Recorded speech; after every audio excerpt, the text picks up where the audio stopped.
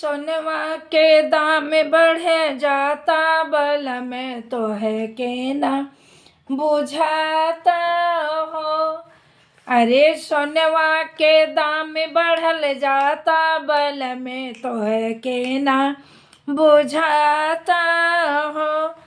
ना बनल टीका हो, ना बनल झुमका, ना बनल टीका हो, ना बनल झुमका।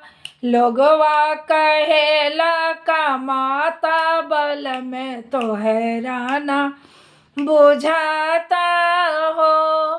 लोगवा कहेला का माता, बल में तो हैराना बुझाता हो। सोनवा के बढ़ल महंगाई, बल में तो है राना बुझाता हो। सोनवा के बढ़ल महंगाई, बल में तो है राना बुझाता हो।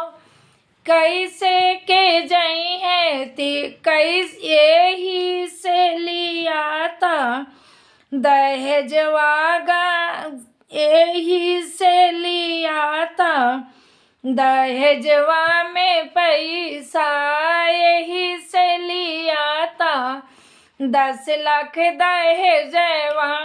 अरे अरे गहना अब कहाँ से जाई, बढ़ल महंगाई जाता जी। सोनवा के बढ़ल महंगाई, बल में तो हैराना बुझाता जी।